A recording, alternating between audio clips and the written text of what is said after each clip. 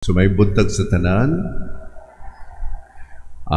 nakakita na makamong yawa, ay ayaw nyo na ko tanawa. No? Oh. Ang yawa is very, very real. No? Baski asa. Katulad kong karon, nagtuo kita na yawa, samot sa Old Testament. No? Sa mga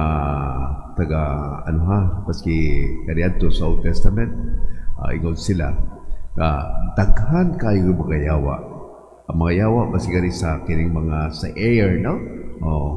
Baski sa mga foods o sa ato iinom na mga yawa diha.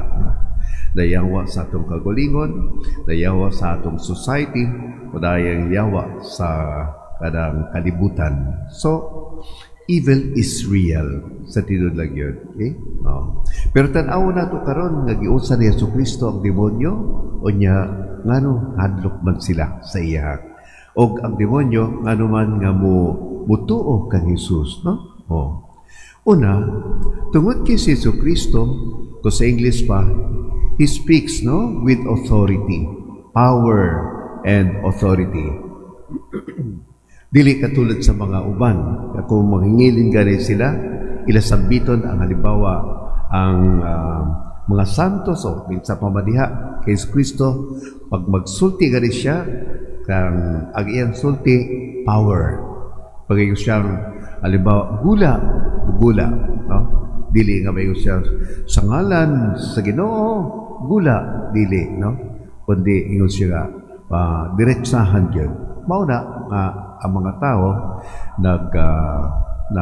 tingala ko sa iyong kahom. Kay compared, to other people, siya, bang magsulti, naigay gahom ang sulti niya.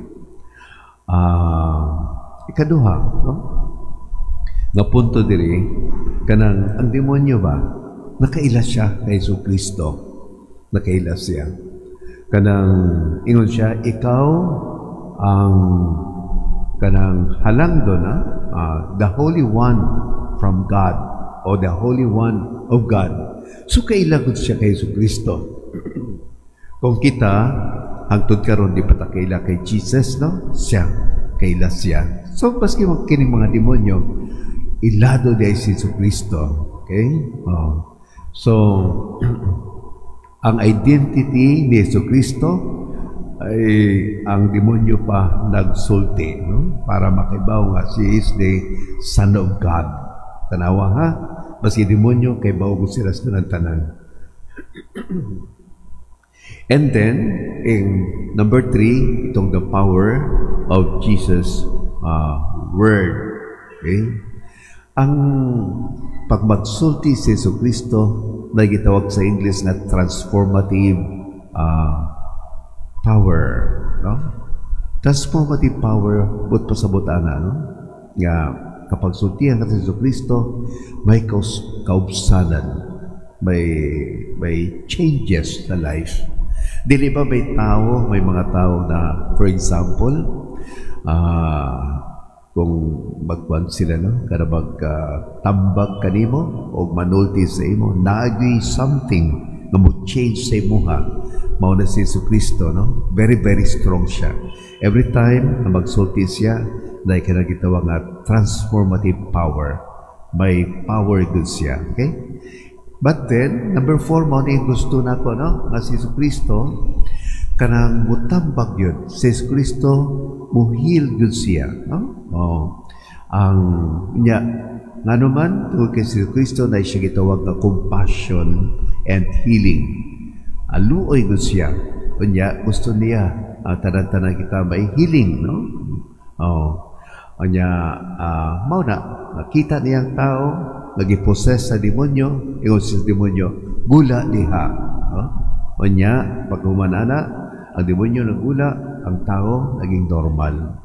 Matungog na nako, no, nga sa mga pumiliso bang pari na gitawag nga, siguro nakadungog makamuha na nga walking possess na kita ba, kung dili ko kita ay andam, kung dili kita close sa ato Ginoo, wate kita kibaw nga na-possess na di kita sa mga demonyo, nya walking possess kita.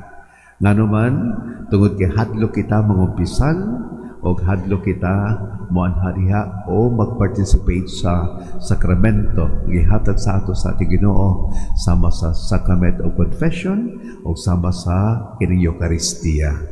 Okay? So karon sa karong adlaw mahadlok sa ato ang mga demonyo kung clean kita, no? Limpyo kita. Onya hadlok ka Ginoo kanato kung ang ato gibuhat ay bulaton sa atong Ginoo. Mao na nga mahadlok sa sila sa mga birhen tungod kay ang mga birhen pure, walay sala, walay sayop. Mao na nga hadlok na sila. Mo gani no, nindot nga kanang balitaan bitaw o kanang uban manugilon na dili sila mulakaw kung walay rosary ang kanilang pocket, ang ilang bulsa. Nindot na siya, no? Onya kanang dili sila kanang mo diretso dayon kundi mo agi ko sa simbahan paski magpanguros na lamang. So karong adlaw nakita diri nagsimba karong buntaga nagsimba kita hadlok gud ani ang yawa sa tua, especially kung limpyo ang atong kasing-kasing.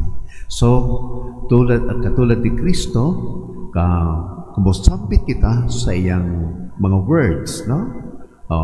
Kung ato panultiot ni Kristo, hadlok ang yawa kanato. Kung ato gibuhat kanang gibuhaton ni Kristo, hadlok ang yawa kanato.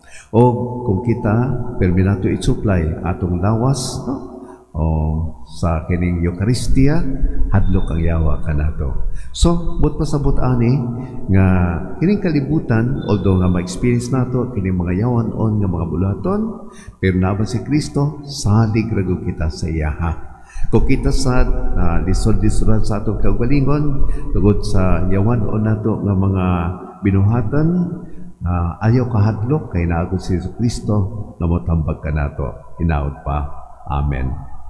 So manito kita tanan para sa katimbanong pag-ampo.